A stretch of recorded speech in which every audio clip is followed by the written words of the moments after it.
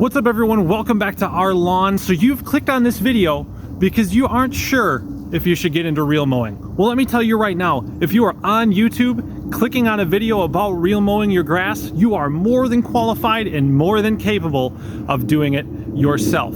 So let's talk about all the rules that you have to follow, and I'm gonna go through how I've kind of been breaking them and the success that I've had, and that it's maybe not quite as difficult to do this as it's made out to be.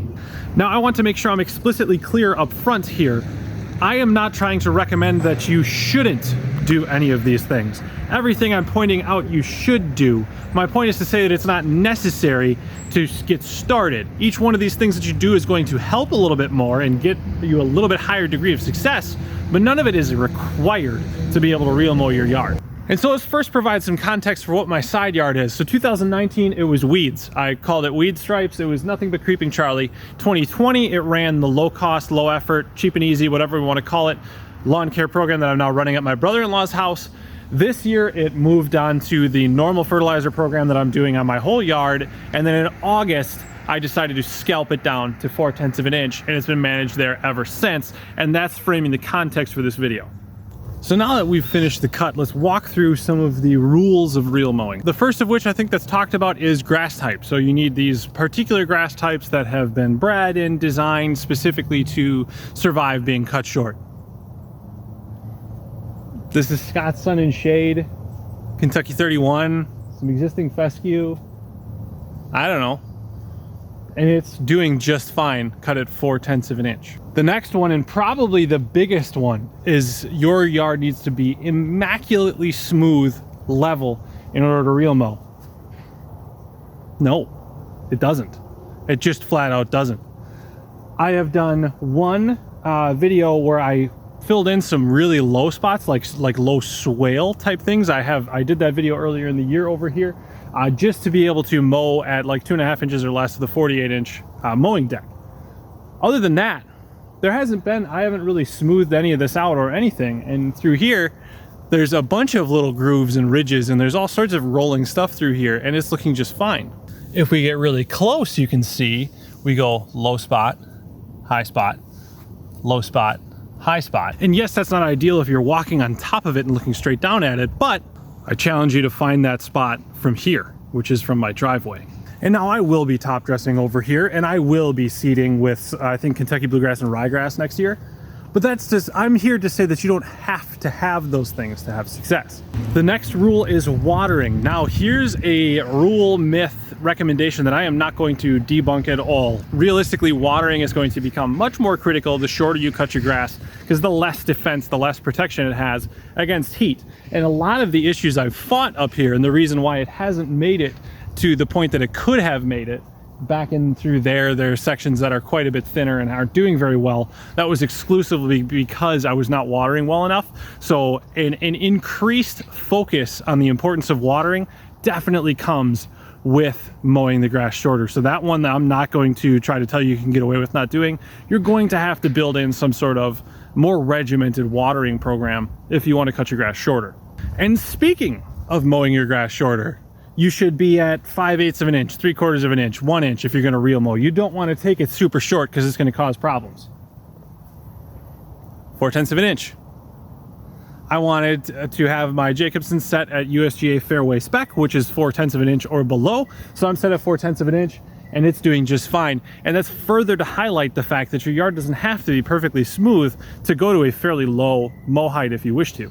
When reel mowing is brought up, one thing that tends to be talked a lot about is the fact that your fertilization program is going to change. You need to start doing spoon feeding, which is the concept of fertilizing in smaller doses more often.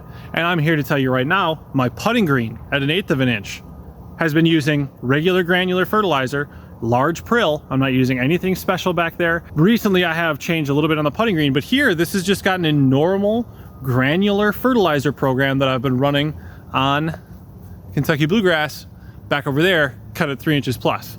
So I don't see there being a need for you to change how you're fertilizing.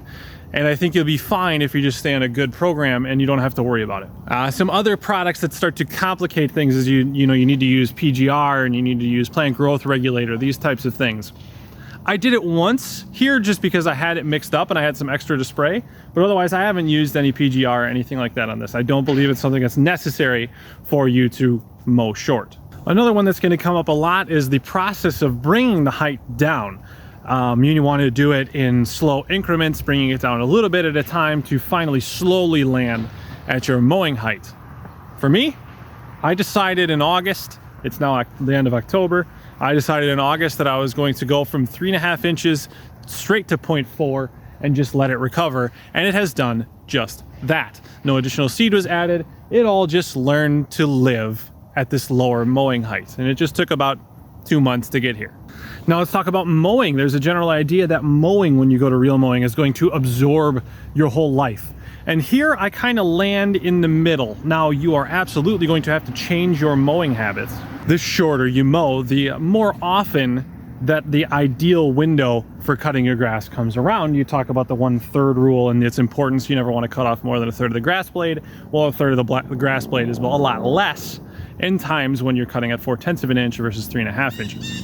But that's not to say that you need to be out here mowing 5 times a week or that it's this egregious thing. I would say if you really only want to mow twice a week, you're still going to be just fine. And now you might be saying, well, twice a week is a lot, but realistically, even at taller mow heights during the heavy growing seasons, you should probably be mowing your yard twice a week. Another thing when it comes to mowing is everybody will talk about blowing off the area, making sure that everything is clear of debris because you don't want to chip the reel.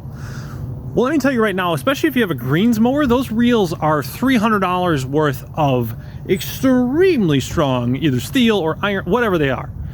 They're gonna hold up to more than maybe you think they will. So let me talk about it. I used to pick up every little stick and walk around and pick up all stuff like this. And let me tell you, that'll wear on you and that will make this not fun very quickly. The important thing, and I've hit enough of those now where I'm fairly comfortable that reel and that bed knife, much harder, much stronger than that stick. However, that's not to say I still don't do a walk around the lot, because I have, and you will have, and everyone will have random rocks.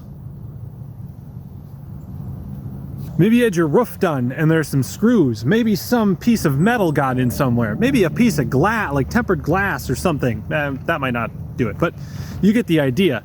There are things that you want to look for, because if I hook one of those rocks, that's gonna be a $300 afternoon for myself, and I'm gonna be buying a new reel. So you do want to go look, but don't be so worried about your sticks and those, you know, kind of woody things that the reel will just chew through and not really be an issue. Some other things when it comes to the equipment that you need. I have 2 greens mowers and that's what I use, that's what I know.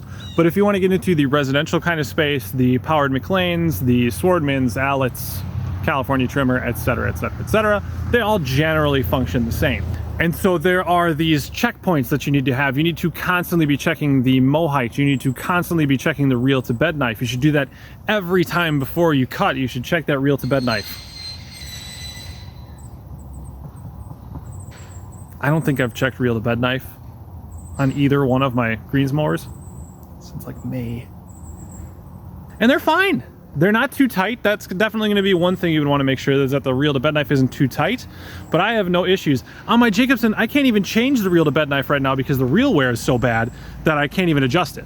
And beyond the reel maintenance, powered reel mower maintenance is exactly the same as any other small engine maintenance. You clean the carb when it needs to be cleaned out. You try to manage the fuel you're putting in the best as you can. You change the oil when it's supposed to be changed.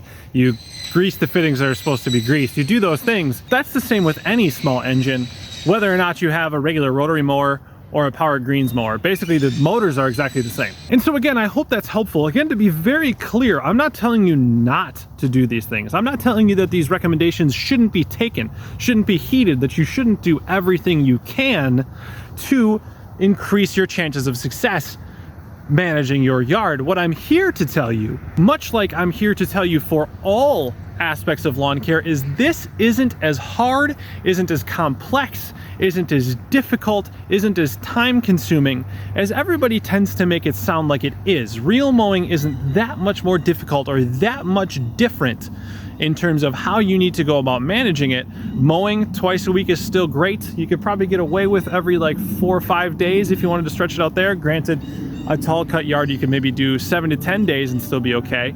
So it's a little bit more often, but it's not like you have to be out here every day. And the only other thing that really changes is there's a little bit higher call to your watering practices and making sure that you're staying on top of that, because the yard will dry out much more quickly than it will if it's mowed tall. So again, hopefully if you've been on the fence about whether or not you could reel mow, this video really was for you, and hopefully you can find a little bit of confidence, a little bit of comfort that I bet you are. If you're thinking about reel mowing, if the thought has even entered your mind, I guarantee you're qualified and capable of managing shortcut turf. So again, if that's helpful, like the video, leave a comment down below with your experiences, your rules that you break in reel mowing. Let me know any questions you might have. If this is helpful, you want to follow along to what we're doing here, subscribe to the channel. That would be greatly appreciated. We'll see you next time.